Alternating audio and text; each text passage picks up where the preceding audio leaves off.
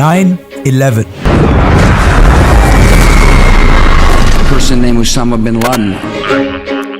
CIA is asleep. 21st century की सबसे बड़ी खबर plane has crashed into the World Trade इस Center. एक दिन ने पूरी दुनिया के मुसलमानों की जिंदगी हमेशा के लिए बदल दी, जिसमें एक तरफ दुनिया की सबसे बड़ी सुपर पावर अमेरिका थी Either you are with us or you are with the terrorists. और दूसरी तरफ एक आदमी Saudi billionaire Osama bin Laden. Admiration for what was then the world's most wanted terrorist, responsible for killing thousands.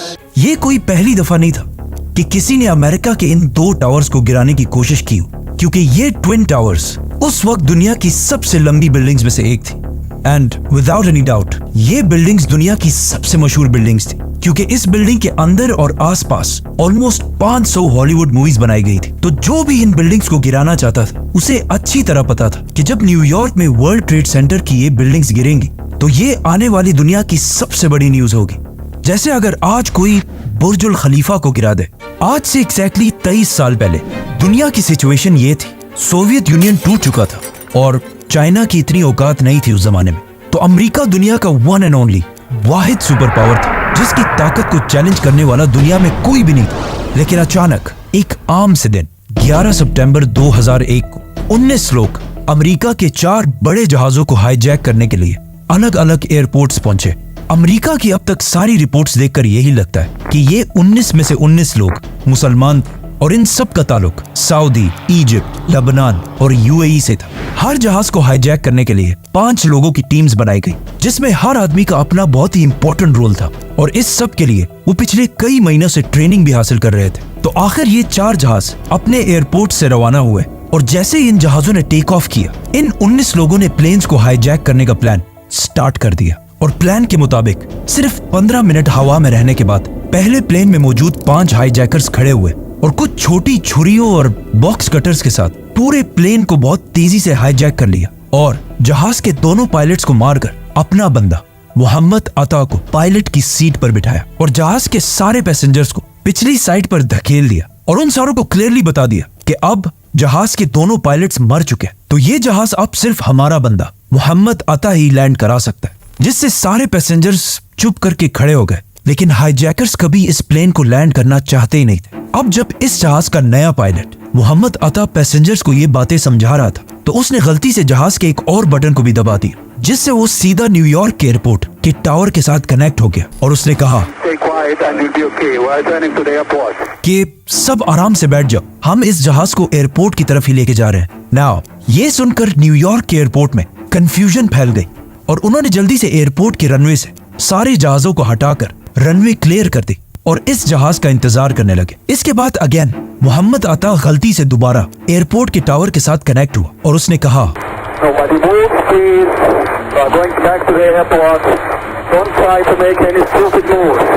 मतलब कोई इतने खतरनाक मिशन में इतना रिलैक्स कैसे हो सकता है।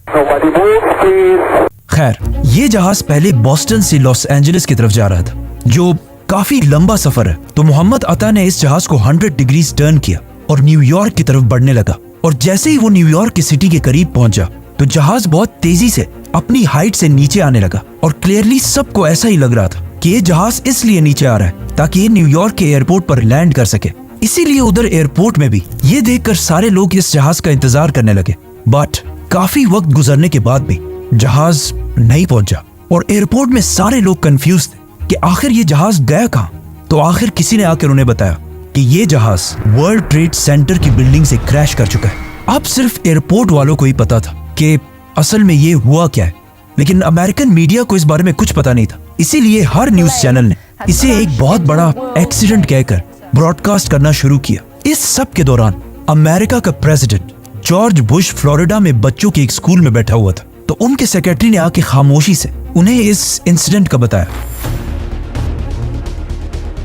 तो उनका भी फर्स्ट रिएक्शन यही था कि ये कोई एक्सीडेंट ही होगा। नाउ पहले जहाज को टेक ऑफ के सिर्फ 15 मिनट बाद हाईजैक किया गया था, लेकिन दूसरे जहाज को बिल्कुल पहले जहाज की तरह ही 30 मिनट बाद हाईजैक किया गया और जहाजों को हाईजैक करने की ये टाइमिंग्स भी पहले से प्लान थी। मतलब जो भी इन हमलों के पीछे था वो चाहता था कि दूसरे जहाज को क्रैश होते हुए पूरी दुनिया देख सके। मरवान अल शेही, जिसकी उम्र सिर्फ 23 साल थी, अपने साथियों के साथ दूसरे प्लेन को भी हाईजैक करके पायलट की सीट पर बैठ गया और अगेन प्लेन को लॉस एंजलिस के बजाय न्यूयॉर्क की तरफ मोड़ दिया। अब जब पूरी दुनिया के न्यूज चैनल्स अपने नॉर्मल प्रोग्राम्स छोड़कर पहले जहाज के क्रैश को दिखा रहे थे और इसे एक बहुत बड़ा एक्सीडेंट कह रहे थे, उसी टाइम पूरी दुनिया के सामने दूसरा जहाज फुल स्पीड आकर वर्ल्ड ट्रेड सेंटर के दूसरे टावर से टकरा गया, जिसे देखकर पहले तो लोग थोड़ा कंफ्यूज हुए, लेकिन फिर आहिस्ता आहिस्ता सबको समझ आ गई कि ये सब कोई एक्सीडेंट नहीं बल्कि हमला था। और अगेन अमेरिकन प्रेसिडेंट के सेक्रेटरी ने आके उनके कान में दोबारा ये बात बताई और कहा, mister president, America is under attack. इसके बाद American army full high alert हुई और मुल्क के सारे जहाजों को लैंड करने का हुक्म दिया। लेकिन अभी भी 2 जहाज ऐसे थे जिन्हें ये लोग हाईजैक कर चुके थे और किसी को पता नहीं था कि इन दोनों जहाजों का अगला टारगेट कौन सा होने वाला है। थर्ड जहाज को, जिसे एक सऊदी सिटीजन हानी हंजोर उड़ा रहा था, उसने जहाज न्यूयॉर्क की तरफ टर्न करने के बजाय उसे अमेरिका के कैपिटल वॉशिंगटन की तरफ टर्न किया और जैसे ही वो वॉशिंगटन के करीब पहुंचा, वो अपने जहाज को बहुत ही नीचे ले आया और जहाज की स्पीड फुल बढ़ा दी और ये जहाज बहुत तेजी से दुनिया की सबसे इंपॉर्टेंट बिल्डिंग्स में से एक पेंटागन की तरफ बढ़ रहा था और दुनिया की नंबर 1 इंटेलिजेंस एजेंसी CIA का हेडक्वार्टर इस जहाज के पेंटागन पर क्रैश होने के बाद पूरी दुनिया वर्ल्ड ट्रेड सेंटर को छोड़कर पेंटागन की क्लिप्स दिखाने लगा। लेकिन अभी भी एक जहाज मिसिंग था। जब US आर्मी ने इस जहाज की डायरेक्शन चेक की तो उन्होंने देखा कि ये जहाज भी वॉशिंगटन की तरफ ही बढ़ रहा है और हो सकता है ये अमेरिका की पार्लियामेंट कैपिटल को टारगेट करे। तो मजबूरन इस जहाज को गिराने के लिए अमेरिका के वाइस प्रेसिडेंट के ऑर्डर्स पर 2 फाइटर जेट्स फुल स्पीड रवाना किए गए और इन जेट्स को ये ऑर्डर दिया गया था कि इस जहाज को हर हाल में गिराना लाजमी है, चाहे सारे पैसेंजर्स मर भी जाएं। 3 जहाज तो बिल्कुल प्लान के मुताबिक अपने टारगेट्स तक पहुंच चुके थे, लेकिन चौथा जहाज, जिसे ज़ैद जर्राह चला रहा था, अपने टारगेट कैपिटल तक कभी पहुंच ही नहीं सका, क्योंकि जब ये जहाज हाईजैक किया गया था तब तक वर्ल्ड ट्रेड सेंटर पर हमला हो चुका था। ज़ैद जर्राह ने दोबारा सारे पैसेंजर्स को उसी तरह बता दिया कि सब आराम से बैठ जाओ, हम एयरपोर्ट की तरफ ही जा रहे हैं। लेकिन जब पैसेंजर्स में से एक ने जहाज के फोन से अपनी बीवी से राब्ता किया तो उसकी बीवी ने उसे बताया कि ये हाईजैकर्स झूठ बोल रहे हैं और ये एयरपोर्ट नहीं जा रहे, बल्कि ये एक सुसाइड मिशन है। इस बंदे ने जाके बाकी पैसेंजर्स को भी समझाया कि देखो, मरना तो वैसे भी है, लेकिन इससे पहले कि ये हाईजैकर्स इस प्लेन को किसी बिल्डिंग पर क्रैश करें, हम सब खुद ही इस जहाज को गिरा देते हैं। जिस पर इन सारे पैसेंजर्स ने मिलकर हाईजैकर्स पर हमला कर दिया, जिसे देखकर ज़ैद जर्राह ने प्लेन को ऊपर नीचे और साइड टू साइड हिलाना शुरू किया। लेकिन बहुत कोशिश करने के बाद भी पैसेंजर्स आखिर जहाज के कॉकपिट के दरवाजे तक पहुंच गए और वो जैसे ही जहाज के दरवाजे को तोड़ने वाले थे तो इस जहाज के पायलट ज़ैद जर्राह ने जहाज की स्पीड फुल बढ़ा दी और इसका मुंह जमीन की तरफ किया और इस तरह ये चौथा और आखिरी जहाज तबाह हो गया। अब पूरी दुनिया के न्यूज चैनल्स अगेन चौथे जहाज को दिखाने लगे तो अचानक सिर्फ 1 घंटे बाद न्यूयॉर्क के वर्ल्ड ट्रेड सेंटर का साउथ टावर कोलैप्स कर गया।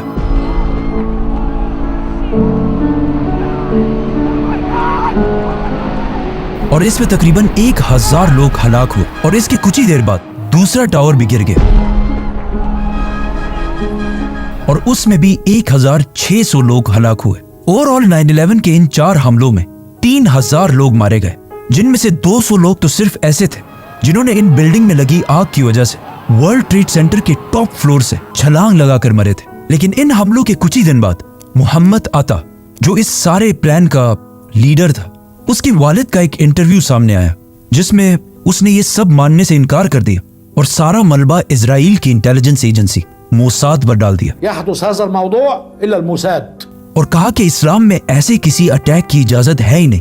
और इस तरह तीसरे और चौथे जहाज के पायलट्स के माँ बाप ने भी अमेरिका के रिपोर्ट्स मानने से इनकार कर दिया। और अगर इन अटैकर्स की फैमिलीज को देखा जाए तो ये कोई आम गरीब लोग नहीं थे, बल्कि ये सारे अटैकर्स बहुत ही वेल ऑफ रिच फैमिलीज से थे। 9/11 का ये हमला इतना बड़ा था कि इस हमले के 100 दिन बाद तक न्यूयॉर्क में हर तरफ धूल फैली हुई थी और इन तबाह हुई बिल्डिंग्स के मलबे को साफ करने के लिए भी ऑलमोस्ट $1 बिलियन लगे थे। लेकिन फिर भी वर्ल्ड ट्रेड सेंटर के गिरने से अमेरिका को इतना नुकसान नहीं हुआ। असल नुकसान इन बिल्डिंग से थोड़ी सी दूरी पर एक दूसरी बिल्डिंग में हुआ जिसे लोग हमेशा भूल जाते हैं, और वो बिल्डिंग थी New York stock exchange. Global markets got absolutely hammered as these events. इन हमलों के बाद अमेरिका की मार्केट्स में पैनिक फैल गया और अमेरिका की स्टॉक एक्सचेंज क्रैश करने लगी और ऑलमोस्ट सारे कंट्रीज के स्टॉक्स गिरने लगे, जिसमें सबसे बड़ा नुकसान उठाया वॉरेन बफे की कंपनी बर्कशायर हैथवे ने। और कहा जाता है कि इन हमलों से अमेरिका को 1.4 ट्रिलियन डॉलर्स का नुकसान हुआ और अमेरिका की जीडीपी जो इससे पहले 4 और 5% पर ग्रो कर रही थी, 2001 के हमलों के बाद 1% से भी नीचे आ गई। लेकिन अब जब स्टॉक एक्सचेंज में सारी कंपनीज के स्टॉक्स नीचे जा रहे थे, तो कुछ कंपनीज दरमियान में ऐसे भी थी जिन्होंने इन हमलों से नुकसान की बजाय बहुत ज्यादा प्रॉफिट किया और इन कंपनीज के शेयर्स ऊपर जाने लगे। और ये कंपनीज थी वॉर कंपनीज, गन्स बनाने वाली कंपनीज, फाइटर जेट्स और टैंक्स बनाने वाली कंपनीज। अमेरिका के ऑलमोस्ट सारे इन्वेस्टर्स अपने पैसे इन कंपनीज में इन्वेस्ट करने लगे। और ये लोग ऐसा क्यों कर रहे थे? क्योंकि सबको पता था कि अमेरिका अब इन 9/11 के बदला लेने में एक बहुत बड़ी जंग शुरू करेगा, जिसकी वजह से पूरी दुनिया गौर से अमेरिकन प्रेसिडेंट जॉर्ज बुश की तरफ देख रही थी कि आखिर किसने और क्यों दुनिया की इतनी बड़ी सुपर पावर अमेरिका के साथ ऐसा करने की जुर्रत की है। और पूरा अमेरिका गुस्से से भरा हुआ था। इन हमलों के कुछ ही दिन बाद जॉर्ज बुश आखिर पूरी दुनिया के सामने आए और सबको बताया कि इन हमलों के पीछे कोई मुल्क या गवर्नमेंट नहीं थी, बल्कि ये एक टेररिस्ट अटैक था। और इन अटैक्स के पीछे सिर्फ एक ही ऑर्गेनाइजेशन थी, अल कायदा। A person named Osama bin Laden are linked to many other organizations in different countries. और उसका leader Osama bin Laden, States. Al-Qaeda released the video after its arrival. जो इस सबसे बहुत दूर आराम से अफगानिस्तान में बैठा हुआ था। नाउ अब जब पूरी दुनिया उसामा बिन लादेन को इन हमलों के लिए ब्लेम कर रही थी, तो उसामा बिन लादेन सामने आए और अल जजीरा को इंटरव्यू देकर कहा कि मेरा इन हमलों से कोई ताल्लुक नहीं है। लेकिन उन्होंने कुछ बाकी बयान भी ऐसे दिए जिसकी वजह से पूरी दुनिया के लोग कंफ्यूजन में थे कि ये इसने किया है या नहीं किया। इन हमलों के बाद सिर्फ उसामा ही नहीं बल्कि पूरी दुनिया के मुसलमान और स्कॉलर्स सामने आए और इन हमलों की सख्त मुखालफत की, क्योंकि अगर किसी ने भी रसूलुल्लाह सल्लल्लाहु अलैहि वसल्लम की जिंदगी के बारे में पढ़ा हो तो उसे पता होगा कि आप सल्लल्लाहु अलैहि वसल्लम हर जंग से पहले मुसलमानों को ये ऑर्डर्स दिया करते थे कि जंग के दरमियान भी किसी औरत, बच्चे, बूढ़े और इवन दरख्तों को भी नहीं काटना और फार्मर्स और दूसरे रिलीजन के प्रीस्ट को भी नहीं मारना, सिर्फ उनसे लड़ना जो तुमसे लड़े। मतलब इतने सॉफ्ट स्पोकन और हमेशा माफ करने वाले प्रॉफिट मोहम्मद सल्लल्लाहु अलैहि वसल्लम के रिलीजन के नाम पर कोई कैसे ऐसे कर सकता था? इसीलिए इन हमलों के बाद OIC, मुसलमानों की सबसे बड़ी ऑर्गेनाइजेशन, सामने आई और उसने भी 9/11 के इन हमलों की मुखालफत की। और उनके अलावा मक्का के ग्रैंड मुफ्ती ने भी ये बयान दिया कि ये हमले इस्लाम के खिलाफ हैं और इवन अमेरिका के दुश्मन समझे जाने वाले आयतुल्लाह खामनाई ने भी ये बयान दिया कि इन हमलों का इस्लाम से कोई ताल्लुक नहीं है। लेकिन इस सब के बाद भी इस्लाम की इमेज वेस्टर्न कंट्रीज में बहुत ही खराब होने लगी और इस्लामोफोबिया बढ़ने लगा। फॉर एग्जाम्पल, लोग रोड पर हिजाब पहनने वाली औरतों को मारने लगे और वेस्टर्न कंट्रीज में बहुत सारे मुसलमानों को जॉब से निकाला गया और कुछ मुसलमानों को तो जान से भी मारा गया। और टीवीज पर पहली दफा ये डिबेट स्टार्ट हुई कि क्या इस्लाम एक पीसफुल रिलीजन है भी या नहीं। Islam is not a religion of peace. लेकिन इन सब चीजों के बाद भी पूरी दुनिया के मुसलमानों का यही स्टैंड था कि ये हमले चाहे जिसने भी किए, हम इस सब के खिलाफ हैं। नाउ उसामा बिन लादेन के इनकार करने के बाद भी अमेरिका ने सारा ब्लेम उसामा बिन लादेन पर ही डाला। अमेरिका ने अफगानिस्तान की गवर्नमेंट तालिबान को अल्टीमेटम दिया कि अलकायदा के सारे leaders including Osama bin Laden को हर हाल में अमेरिका के हवाले किया जाए। लेकिन अफगानिस्तान ने ऐसा नहीं किया, क्योंकि अफगानिस्तान ने इससे कुछ ही साल पहले एक बहुत बड़ी सुपर पावर सोवियत यूनियन को 10 साल जंग के बाद हरा चुका था और उसामा बिन लादेन ने उस जंग में अफगानों की मदद के लिए बहुत बड़ा रोल प्ले किया था, जिसकी वजह से तालिबान गवर्नमेंट, जिसका लीडर मुल्ला मोहम्मद उमर था, उसामा बिन लादेन की बहुत ही रिस्पेक्ट किया करती थी। जिस पर तालिबान ने अमेरिका की गवर्नमेंट से कहा कि आप जिस पर ब्लेम लगा रहे हैं वो बंदा तो मान ही नहीं रहा कि उसने ये सब किया है, आप हमें प्रूफ्स दें, हम खुद उसे सजा देंगे और बगैर प्रूफ्स के हम अपने गेस्ट को किसी के हवाले नहीं कर सकते। बट अमेरिका ने उनकी ये ऑफर नहीं मानी और कहा, देखो मैं एक सुपर पावर हूँ और तुम एक आम से गरीब मुल्क हो, मुझे तुम्हें सबूत देने की कोई जरूरत नहीं है, ये बंदा मेरे हवाले करो बस, वरना हम अफगानिस्तान पर हमला करके तालिबान को खत्म कर देंगे। क्योंकि अमेरिका के जनरल्स ने इससे पहले ही अपनी रिसर्च कर ली थी कि तालिबान हमारे सामने सिर्फ कुछ ही हफ्तों के लिए खड़े हो सकते हैं, उसके बाद हम इन्हें खत्म कर देंगे। लेकिन तालिबान बीइंग पठान, उन्होंने ऑफ कोर्स उनकी बात नहीं मानी, तो अमेरिका ने भी अफगानिस्तान पर हमले की प्लानिंग शुरू कर दी। इस जंग को रोकने के लिए तालिबान ने एक और आखिरी कोशिश भी की और अमेरिका से कहा कि हम उसामा बिन लादेन को एक थर्ड कंट्री के हवाले करते हैं जो ना आपकी सुनता हो ना हमारी, और वो इंडिपेंडेंटली फैसला करे। बट अमेरिका अपने ताकत के फुल नशे में था और उसने अफगानिस्तान की ये ऑफर भी नहीं मानी और 9/11 के सिर्फ एक महीने बाद अफगानिस्तान पर हमला कर दिया। जॉर्ज बुश ने इस जंग को एक क्रूसेड कहा और इसका नाम रखा वॉर ऑन टेरर।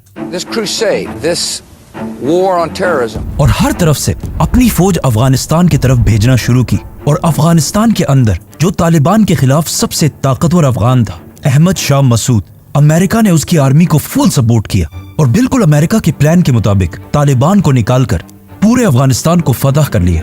लेकिन ये सब करने के दरमियान अमेरिका के रास्ते में एक बहुत बड़ा हर्डल था, मीडिया और स्पेशली अल जजीरा, क्योंकि पूरी दुनिया का मीडिया अब तक सिर्फ अमेरिका की साइड ही दिखा रहा था, लेकिन अल जजीरा वाहिद चैनल था जो दोनों साइड्स को दिखा रहा था, अमेरिकन साइड और अफगान साइड। अल जजीरा ने अपने टीवी पर ऐसे वाकयात भी दिखाए जिसमें अमेरिकन जेट सिर्फ तालिबान को नहीं बल्कि सिविलियंस को भी टारगेट कर रहे थे, जिसे अब तक बाकी सारे चैनल्स BBC, CNN वगैरह नहीं दिखा रहे थे। तो इस पर अमेरिका की फौज को बहुत गुस्सा आया और उन्होंने अफगानिस्तान पर हमले के सिर्फ 4 हफ्ते बाद काबुल में अल जजीरा के हेडक्वार्टर को अपने एक जहाज से उड़ा दिया ताकि अल जजीरा वहां रिपोर्टिंग ना कर सके, और इवन इनके एक कैमरामैन को दुनिया के सबसे खतरनाक प्रिजन ग्वांतनामो बे भेजा ताकि इन सब चीजों से अल जजीरा का मुंह बंद हो सके। अमेरिकन जनरल्स की प्लानिंग बिल्कुल सही थी क्योंकि 9/11 के सिर्फ 3 महीने बाद तालिबान की गवर्नमेंट अफगानिस्तान में खत्म हो गई, जिसके बाद अफगानिस्तान का कोई भी लीडर नहीं था। इसीलिए अमेरिका ने अफगानिस्तान के एक नए लीडर की तलाश शुरू कर दी और जर्मनी की सिटी बॉन में एक बहुत बड़ी कॉन्फ्रेंस कराई जिसमें उन्होंने कुछ अफगान लीडर्स को भी बुलाया और इन सब को बिठाकर जर्मनी से अफगानिस्तान के लिए एक नया लीडर चूज किया, हामिद करजई, जो बिल्कुल तालिबान के ऑपोजिट था। Unfortunately, that didn't happen. मतलब जबरदस्त इंग्लिश बोलता था और बिल्कुल एक वेस्टर्न आदमी लगता था और CIA का फेवरेट था। हामिद करजई को अमेरिका ने अफगानिस्तान का नया प्रेसिडेंट बनाया और इसकी हुकूमत को स्ट्रॉन्ग करने के लिए एक नई फौज ट्रेन की और एक नई गवर्नमेंट बनाई। दूसरी गवर्नमेंट्स को निकालना और अपनी पसंद की गवर्नमेंट बिठाना अमेरिका का पुराना बिजनेस है, लेकिन अगर अफगानिस्तान की हिस्ट्री को देखा जाए तो उन्होंने कभी भी बाहर से किसी लीडर को अपने ऊपर एक्सेप्ट नहीं किया। And to top that, Hamid Karzai की गवर्नमेंट इतनी करप्ट थी कि अफगान कौम उसे एक्सेप्ट कर भी नहीं सकती थी। इसी तरह सब कुछ चलता रहा और ऐसा लग रहा था कि क्लियरली तालिबान ये जंग हार चुके। लेकिन 2 साल बाद 2003 में अमेरिका ने एक नई जंग शुरू की, Iraq war. Saddam Hussein and his sons must leave Iraq within 48 hours. जिससे अमेरिका का सारा फोकस अफगानिस्तान से हटकर इराक की तरफ जाने लगा, जहां उन्होंने सद्दाम हुसैन को हटाने के लिए एक बहुत बड़ा झूठ बोला जिसे वो आज खुद भी मानते हैं। I apologize for the fact that the intelligence we received was wrong. Saddam Hussain की स्टोरी फिर हम किसी और वीडियो में एक्सप्लेन करेंगे। जब अमेरिका का फोकस अफगानिस्तान से हट गया तो तालिबान ने आहिस्ता आहिस्ता मुल्ला उमर की लीडरशिप में दोबारा रीग्रुप करना शुरू किया और अमेरिकन फोर्सेस पर छोटे छोटे हमले करने लगे। सद्दाम हुसैन की हुकूमत तो इराक में खत्म हो गई, लेकिन उस जंग में अमेरिका ने इतनी बड़ी बड़ी गलतियां की थी जिसे छुपाना इम्पॉसिबल था। फॉर एग्जाम्पल, इराक में अमेरिका के एक जेल से कुछ पिक्चर्स रिलीज हुई जिसमें अमेरिकन फोर्सेस इराकियों को बहुत ही बुरी तरह ट्रीट कर रहे थे और ये पिक्चर्स पूरी दुनिया के मीडिया में फैल गई, जिससे अमेरिका की इमेज बहुत ही खराब हो गई। और उधर अफगानिस्तान में तालिबान ने भी ये इमेज यूज करके अफगानों को ये समझाने की कोशिश की कि देखो ये सब कुछ होता है अमेरिका के जेलों में। इराक के इन जुल्मों की वजह से जब बुश इराक विजिट करने गए तो वहां उन्हें जूते भी मारे गए। इस सब से अमेरिका की इमेज इराक में ही नहीं बल्कि अफगानिस्तान में भी खराब हुई और तालिबान दोबारा मजबूत होने लगे। इसके अलावा तालिबान की मजबूती का एक रीजन ये भी था कि अफगानिस्तान बहुत ही एक ट्राइबल सोसाइटी है और जब भी अमेरिकन फौज किसी एक अफगान को मारती थी उसका सारा खानदान और कबीला तालिबान के साथ जाकर मिल जाता था। तो इस तरह अफगानों को मारने से तालिबान कमजोर होने के बजाय और स्ट्रॉन्ग होते जाते थे और इनके नंबर्स भी पहले से बहुत ज्यादा बढ़ चुके थे। नाउ एज वी सेड कि इससे पहले उसामा बिन लादेन ने 9/11 के हमले में इन्वॉल्व होने से इनकार कर दिया था, लेकिन 2004 के US इलेक्शन से पहले उसामा बिन लादेन की एक वीडियो सामने आई जिसमें उसने अमेरिकन को मुखातिब करके 9/11 की पूरी जिम्मेदारी एक्सेप्ट की और इस वीडियो में उसामा बिन लादेन ने उन 19 लोगों के लिए दुआएं भी की जिन्होंने 9/11 किया था और अमेरिका को एक वार्निंग भी दी कि वो दोबारा भी ऐसा कर सकता है। मतलब उसामा बिन लादेन ने 9/11 के 3 साल बाद उसकी पूरी जिम्मेदारी उठा ली। इस स्पीच के बाद जॉर्ज बुश दोबारा अमेरिका की पॉलिटिक्स में मजबूत हो गया और कुछ ही अरसे बाद इलेक्शंस जीत गया। और इलेक्शन जीतने के बाद उसने दोबारा फौजों को अफगानिस्तान में उसामा बिन लादेन के पीछे भेजा। लेकिन फिर भी अगले 4 साल तक ना उसामा बिन लादेन मिल सका और ना अफगानिस्तान फतह हो सका और ना तालिबान खत्म हो सके। अफगानिस्तान की ये जंग जो सिर्फ कुछ हफ्तों के लिए थी 9/11 के बाद 10 साल तक जारी रही। और अब जॉर्ज बुश के बाद अमेरिका का नया प्रेसिडेंट भी आ चुका था, बराक ओबामा। ओबामा ने आते ही इस जंग को अपने वादों के मुताबिक कम करने की बजाय और भी बढ़ा दिया और भी ज्यादा फौज अफगानिस्तान की तरफ भेजी, जिससे वहां अमेरिकन फौज की तादाद 1 लाख से भी बढ़ गई। और उसी के साथ ओबामा ने ड्रोन अटैक्स और एयर स्ट्राइक्स को भी बढ़ा दिया। और उसी की हुकूमत में आखिर 9/11 के 10 साल बाद 2011 में अमेरिका को आखिर एक टारगेट मिला उसामा बिन लादेन के बारे में, जो अफगानिस्तान में नहीं बल्कि पाकिस्तान में छुपा हुआ था। अब इस वाकये के 2 वर्जन, एक तो अमेरिका और पाकिस्तान का वर्जन और दूसरा कुछ सीनियर जर्नलिस्ट का वर्जन। उसामा बिन लादेन अपने 3 बीवियों, बच्चों और ग्रैंड चिल्ड्रन के साथ पिछले कई साल से पाकिस्तान की सिटी एबटाबाद में रह रहा था, जहां अमेरिका ने खुद ही ऑपरेशन करके उसे ढूंढा और फिर उसे मार दिया, जिसका पाकिस्तान की आर्मी और गवर्नमेंट को बिल्कुल भी पता नहीं था। लेकिन कुछ सीनियर जर्नलिस्ट जैसे कि सीमोर हर्ष के मुताबिक अमेरिका ने उसामा बिन लादेन को पकड़ने के लिए $25 मिलियन रखी थी। इसीलिए पाकिस्तान आर्मी के एक रिटायर्ड कर्नल इकबाल सईद खान ने इन पैसों के लिए उसामा बिन लादेन की लोकेशन अमेरिका के CIA तक पहुंचाई। और इस खबर को कंफर्म करने के लिए अमेरिका ने एबटाबाद में शकील अफरीदी के साथ एक फेक वैक्सीन कैंपेन शुरू की और एबटाबाद के इस घर को हर तरफ से स्कैन करने लगा। अमेरिकन ड्रोन्स और सैटेलाइट ने भी इस घर को 24 घंटे रिकॉर्ड करना शुरू किया। और अचानक एक दिन उन्होंने इस घर के लॉन में एक 6 फुट के आदमी को वॉक करता हुआ देखा। इससे और कुछ बाकी चीजों से अमेरिका ने अंदाजा लगाया कि हो सकता है यही उसामा बिन लादेन। CIA ने उसामा पर हमले से पहले कुछ पाकिस्तानी एजेंट्स इस घर के पास भेजे, जिन्होंने जाकर वहां के सारे दरख्त काट दिए ताकि अमेरिका के हेलीकॉप्टर्स आराम से लैंड कर सके। और फिर आखिर 2 मई 2011 को प्रेसिडेंट ओबामा के ऑर्डर्स पर अफगानिस्तान के शहर जलालाबाद से 2 हेलीकॉप्टर्स रात के टाइम में उसामा बिन लादेन को मारने के लिए एबटाबाद की तरफ रवाना हुए, जिसका पाकिस्तान आर्मी को बिल्कुल पता नहीं था। और वहां अमेरिका में ओबामा और उसके मिनिस्टर्स ये सब कुछ लाइव देख रहे थे। ये हेलीकॉप्टर्स उसामा बिन लादेन के घर में लैंड हुए और सिर्फ 40 मिनट के ऑपरेशन के बाद उसामा बिन लादेन को मार दिया और उसकी बॉडी को अपने साथ वापस अफगानिस्तान ले गए, जहां उसका DNA टेस्ट करके ये कंफर्म किया गया कि यही उसामा बिन लादेन है। और फिर उसकी डेड बॉडी की पिक्चर्स लेकर उसामा बिन लादेन की लाश को समंदर में फेंक दिया। अमेरिकन आर्मी के मुताबिक उन्होंने उसकी बॉडी को समंदर में इसलिए फेंका और उसे जमीन पर इसलिए नहीं दफनाया क्योंकि ऐसा ना हो कि कोई आगे जाकर उसकी कब्र पर एक बहुत बड़ा श्राइन, मजार बना दे। CIA ने उसामा बिन लादेन की लाश की पिक्चर्स US प्रेसिडेंट ओबामा को भेजी, लेकिन उन्होंने इसे रिलीज करने से इनकार कर दिया। The United States has conducted an operation that killed Osama bin Laden, the leader of Al-Qaeda.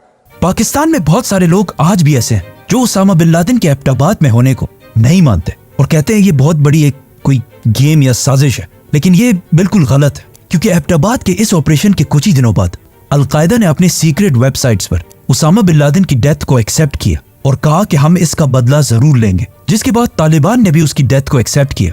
और इवन उसामा बिन लादेन के अपने बेटे हमजा बिन लादेन ने भी इस बात को सही कहा। तो जब अमेरिका और अल-कायदा दोनों इस बात को मान रहे तो पाकिस्तानियों को क्या मसला है? नाउ उसामा बिन लादेन के 5 बीवियों से उनके 11 बेटे थे और उसका बड़ा बेटा अब्दुल्ला बिन लादेन आज भी सऊदी अरब के सिटी जद्दा में खामोशी से अपना बिजनेस चला रहा है, लेकिन उसकी हर मूवमेंट को सऊदी गवर्नमेंट बहुत केयरफुली नोट करती है। उसामा बिन लादेन का दूसरा बेटा उमर बिन लादेन, जो पब्लिकली अपने बाप और उसके मिशन को गलत कहता है, और उसने अपने बाप उसामा बिन लादेन के खिलाफ एक किताब भी लिखी है। उसामा बिन लादेन का तीसरा बेटा साद बिन लादेन, जो एक जमाने में अपने बाप का राइट हैंड हुआ करता था और उसामा उसे अपने बाद अल-कायदा का नया लीडर भी बनाना चाहता था। लेकिन उसके इस बेटे साद बिन लादेन को उसामा बिन लादेन से पहले ही 2009 में मार दिया गया। उसामा बिन लादेन का एक ही ऐसा बेटा था, उसका चौथा बेटा हमजा बिन लादेन, जो उसके बाद अल-कायदा के लीडर्स में से था। और उसामा बिन लादेन के मौत के बाद वो बार बार अल-कायदा की तरफ से पब्लिक स्टेटमेंट्स भी दिया करता था, लेकिन इसे भी 2018 और 19 के दरमियान अफगानिस्तान में मार दिया गया। उसामा बिन लादेन की जो फैमिली एबटाबाद में बच गई थी, वो पहले तो 1-2 साल पाकिस्तान की कैद में रहे, जिसके बाद उन्हें वापस अपने कंट्रीज में भेज दिया गया और आज वो सारे खामोशी से सऊदी और यमन में अपनी जिंदगियां गुजार रहे हैं। लेकिन किसी को नहीं पता कि उनकी एग्जैक्ट लोकेशन क्या है। उसामा बिन लादेन की वफात के बाद उनके घर से बहुत सारे पर्सनल डॉक्यूमेंट्स भी मिले, जिनमें उनकी कुछ रिकॉर्डिंग्स और उनके बच्चों के लिए कुछ वीडियो गेम्स भी शामिल थी। इन डॉक्यूमेंट्स को देखकर यह भी लगता है कि उसामा बिन लादेन को पहले से पता था कि एक दिन उसे इसी तरह अचानक मारा जाएगा। इसीलिए इन डॉक्यूमेंट्स में से एक में उनकी आखिरी वसीयत भी मिलती है, जिसमें वो लिखते हैं कि मेरे पास अभी भी $40 मिलियन पड़े हैं और मेरे बाद इन $40 मिलियन से सिर्फ थोड़ा सा मेरी फैमिली को दिया जाए और बाकी सब अल-कायदा को दिया जाए। नाउ अब जब उसामा बिन लादेन को मार दिया गया था और अमेरिका जिस काम के लिए अफगानिस्तान आया था वो पूरा हो चुका था, तो चाहिए तो ये था कि वो अफगानिस्तान को छोड़कर वापस चला जाए, पर उन्होंने ऐसा नहीं किया और अगले 10 साल तक अफगानिस्तान में बैठे रहे। क्योंकि उसामा बिन लादेन तो अब कोई मसला नहीं था, लेकिन अब दुनिया बिल्कुल चेंज हो चुकी थी और अफगानिस्तान के बहुत ही क्लोज एक नया सुपर पावर चाइना बनने वाला था और चाइना को कंट्रोल में रखने के लिए अमेरिका की प्रेजेंस इस इलाके में लाजमी थी। इसके अलावा उसामा बिन लादेन की मौत से कुछ ही अरसा पहले अमेरिका के एक इंस्टीट्यूट ने अफगानिस्तान में रिसर्च की और उन्हें पता चला कि अफगानिस्तान के जमीन के नीचे जो मिनरल्स पाए जाते हैं वो दुनिया के सबसे कीमती और रेयर मिनरल्स में से एक है, जिनमें से सबसे इंपॉर्टेंट मिनरल है लिथियम, जिससे दुनिया की ऑलमोस्ट सारी बैटरीज बनती हैं। अब अगर अमेरिका अफगानिस्तान को छोड़कर चला जाता तो चाइना बहुत ही आसानी से इन मिनरल्स तक पहुंच सकता था। इसीलिए अगले 10 साल तक अफगानिस्तान में अमेरिका बैठा रहा, लेकिन फिर भी अमेरिका की इतनी बड़ी ताकत और इतनी बड़ी फौज के बावजूद अफगानिस्तान में तालिबान की प्रेजेंस बढ़ती गई और आखिर मजबूरन 20 साल की जंग के बाद अमेरिका के नए प्रेसिडेंट डोनाल्ड ट्रंप ने तालिबान गवर्नमेंट के साथ डील कर ली और अफगानिस्तान से आहिस्ता आहिस्ता अपनी फौज निकालने लगा। और 20 साल ट्रेनिंग देने के बाद भी अफगानिस्तान की फौज कुछ दिनों के लिए भी तालिबान के सामने खड़ी ना हो सकी और अमेरिका के जाने के कुछ ही दिनों बाद तालिबान बगैर किसी लड़ाई के 20 साल बाद दोबारा अपने कैपिटल काबुल में दाखिल हुए। अफगानिस्तान की इस जंग को अमेरिका की सबसे बड़ी नाकामी समझा जाता है, क्योंकि 20 साल लड़ाई के बाद भी अमेरिका ने तालिबान को कमजोर करने की बजाय और स्ट्रॉन्ग बना दिया और इस जंग के बाद अफगानिस्तान को उसका टाइटल दोबारा मिल गया as the graveyard of empires. 9/11 में 3000 अमेरिकन मारे जाने के बाद जो पूरी दुनिया में वॉर ऑन टेरर शुरू हुई, उसमें अब तक 4.6 मिलियन लोग 46 लाख लोग हलाक हो चुके हैं। 4 करोड़ लोग अपने घरों से डिस्प्लेस होकर रेफ्यूजीज बने हैं, जिसमें मैं पर्सनली भी अपनी फैमिली और पूरे सिटी के साथ 2009 में रेफ्यूजी रहा हूँ। हालांकि मेरा 9/11 से कोई ताल्लुक नहीं था और अगर इस वॉर ऑन टेरर की कॉस्ट को देखा जाए तो सिर्फ डायरेक्टली $2 ट्रिलियन खर्च हुए और ब्राउन यूनिवर्सिटी के एस्टिमेट्स के मुताबिक वॉर ऑन टेरर पर अमेरिका के $8 ट्रिलियन जाया हुए हैं। इस वॉर ऑन टेरर से अमेरिका की आवाम को भी नुकसान हुआ है और अफगानिस्तान की आवाम को भी, और फायदा सिर्फ और सिर्फ वेपन्स बनाने वाली कंपनीज को हुआ है। फॉर एग्जाम्पल लॉकहीड कंपनी के सीईओ को, जो इस जंग से पहले हर साल $3 मिलियन कमाया करता था, लेकिन इस जंग के दौरान उसकी इनकम $3 मिलियन से $30 मिलियन तक चली गई थी। मतलब कुछ ही सालों में 10 टाइम्स इनकम बढ़ गई थी। और आज भी This crusade, this war on terrorism जारी है।